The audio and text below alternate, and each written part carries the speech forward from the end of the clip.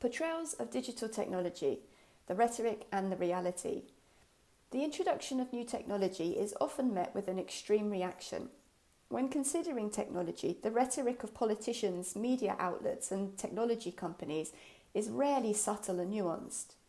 Steve Woolgar is often credited with coining the term cyberbully to describe this situation.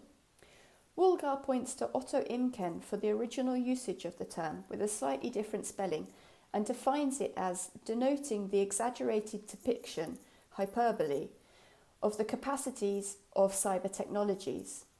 Before embarking on this degree, I was unaware of the very pleasing term cyberbully, but I was conscious of the phenomenon to which it refers. In part, it was my scepticism of the hyperbolic discourse surrounding technology and a desire to be more informed about the reality behind the rhetoric that led me to undertake this course.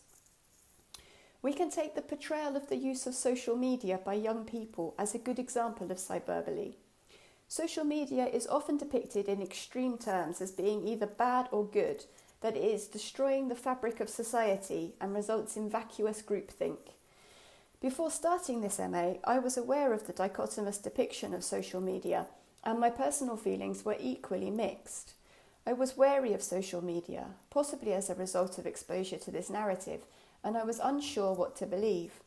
I disliked how easy it is to lose track of time when using social media, and I had concerns about privacy, but I also recognised the benefits of keeping in touch with friends and being familiar with issues in my local community. I was therefore eager to learn what the findings of research into social media have shown, and interested to compare these findings with the narrative. In 2017, the Royal Society for Public Health, RSPH, published a report on social media and young people's mental health and well-being, in which they questioned nearly 1,500 young people aged 14 to 24 on their views on the perceived mental health impact of 5 social media platforms. It's interesting to note the report's findings and compare them to the accounts of the report. While potential negative effects of social media on mental health were identified in the report, an increase in anxiety and depression, problems with cyberbullying, and a negative impact on body image, potential positive impacts were also reported. Young people could access expert health information, they could build communities and call on them for support, and they could express themselves and build their self-identity. However, in response to the RSPH report, the Independent newspaper published an article with the following headline: "Don't listen to the moral panic. Social media is good for young people's mental health," thus illustrating the tendency of media outlets to oversimplify the sometimes complex, nuanced findings of academic research. I was surprised that even a relatively high-quality newspaper such as the Independent could be so selective in its reporting. This has highlighted to me the importance of critical engagement with sources. It is necessary to refer to research findings rather than the dominant common sense narrative so that we can evaluate social media or other information and communications technology, ICT, tools on evidence rather than hearsay. I still tend to avoid social media such as Facebook and Instagram as I find them too distracting and time-consuming. I do use Twitter and WhatsApp, however.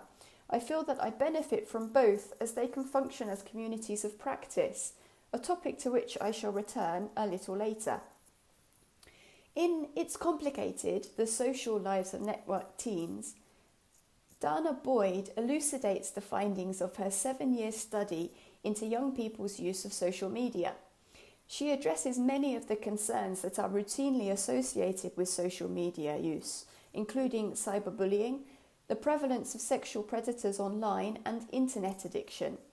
She concludes that the issues associated with social media are reflections of the problems in wider society, and that it is these concerns which need to be addressed. This verdict echoes similar findings in the 2020 report, Social Media and Youth Wellbeing, What We Know and Where We Could Go, in which it was found that apprehensions over mental health are misplaced and divert attention from more substantiated concerns and opportunities to provide help for young people. It states that the deterministic position that increased use of social media leads to poor mental health is unhelpful. This finding is also supported by 2 recent papers. Does time spent using social media impact mental health? An 8-year longitudinal study, and social media use and mental health among young adults. Thus we can see that the common discourse that social media is bad for mental health is not innocuous. It distracts from the wider issue of problems in society and averts attention from opportunities to do good. Those in decision-making positions can be influenced by it, making the narrative around technology potentially as significant as the technology itself. As Selwyn notes, there is a pressing need to develop and promote realistic understandings of young people and digital technology if information professionals are to play useful and meaningful roles in supporting current generations of young people. This is another fundamental point for me. I currently teach children online.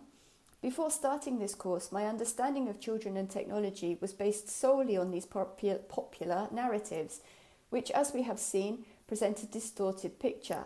Developing my understanding, which is rooted in empirical evidence, will help me to understand and assist my students.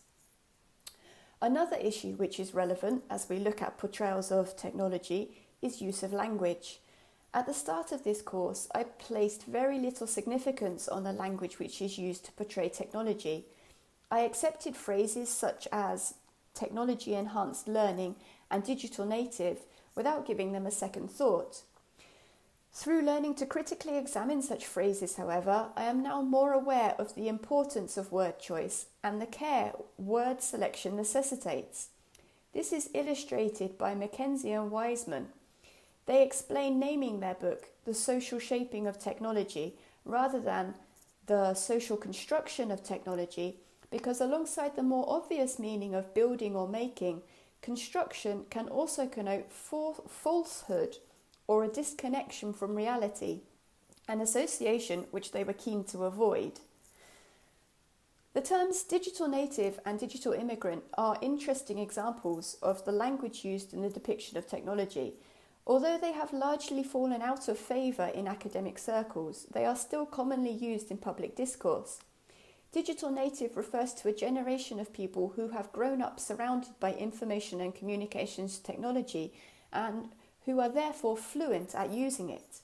By contrast, digital immigrants refers to older generations who, regardless of their proficiency in using digital technologies, will always have an accent or a foot in the past. I was not acquainted with either expression before starting this course, but I've grown to dislike them. I initially interpreted these phrases in terms of learning a language. A native speaker being someone who learnt a language as a child through the normal process of language acquisition.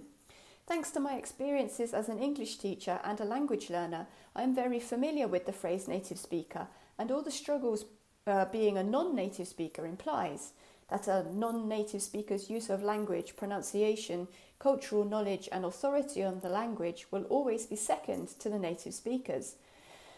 Although the value of these assumptions is now widely criticised, I think many people can still relate to the term in this way, and that may be why it has been so enthusiastically adopted. However, for Prensky, the counter to digital native is not digital non-native, which lacks a certain punch, but digital immigrant, and here I think the analogy shifts. Digital immigrant has a political connotation for me, which perhaps was not as evident in the pre-Brexit, pre-Trump time when it was written, but was nonetheless present. Again, it connotes less power than digital native. Interestingly, in It's Complicated, Boyd points out that digital native and digital immigrant can also be interpreted quite differently.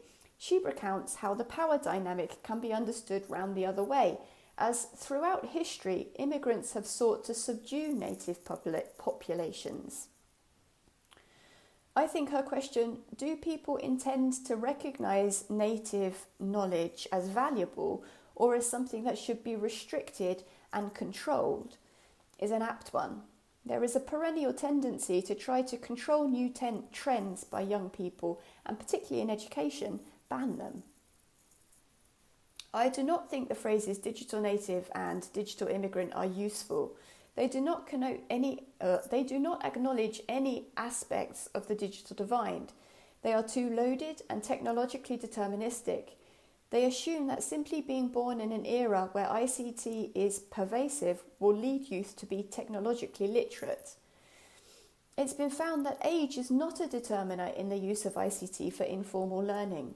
As Selwyn states, the innate ICT skills and abilities of young people are grounded rarely, if at all, in rigorous objective empirical studies. These terms also do not acknowledge diversity of experience. Boyd notes that today many platforms are so user-friendly that youth learn little by using them. In contrast, when she was younger, in the early days of the internet, she had to actively teach herself many skills in order to engage with others on chat sites.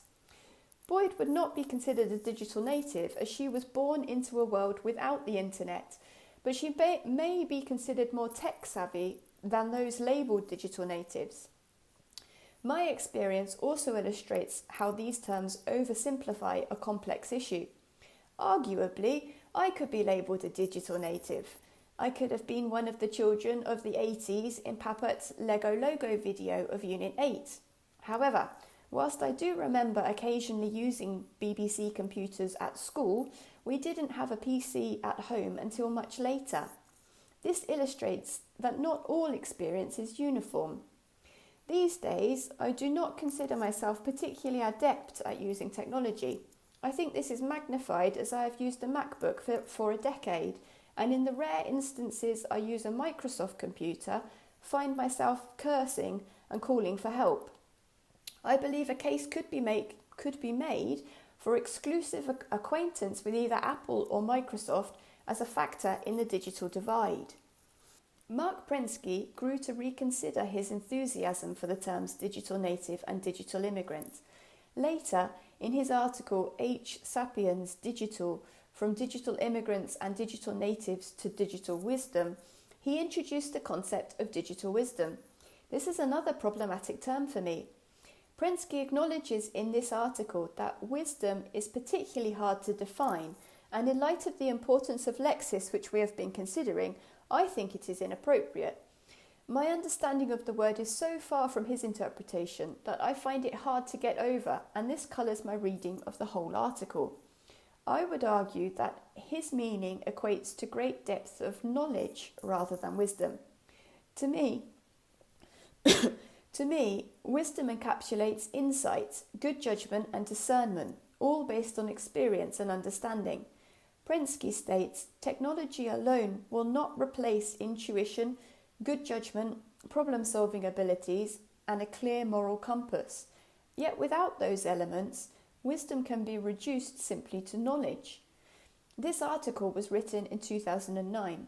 In light of the Facebook Cambridge Analytica scandal, Prensky's assertion that as technology becomes more sophisticated, developing the capacity to help us make moral and ethical choices as well as more pragmatic decisions, what we call human wisdom will reach new levels, seems somewhat outdated. The terms digital native and digital immigrant have caught the public imagination and continue to be widely used. They imply there has been a fundamental change in the way young people think, learn and experience the world. A change which immigrant teachers struggle to deal with and respond to appropriately. This is part of a wider neoliberal contention that education is broken, and exploring these terms in depth as part of this course has opened my eyes to the subtle ways in which it is possible to be misguided and manipulated by the use of emotive terms such as these. As they become more commonplace, much like the term technology-enhanced learning explored by Sean Bain, they shape the debate in ways which we unquestioningly accept. I think it is fundamental that our attention be drawn to the problems of use of language, such as those highlighted here, so that we can think critically and start to question who is framing the argument in this way and what they stand to gain from acceptance of these assertions. I think it is empowering and fulfills one of my objectives in undertaking this MA, to discern the rhetoric from the reality.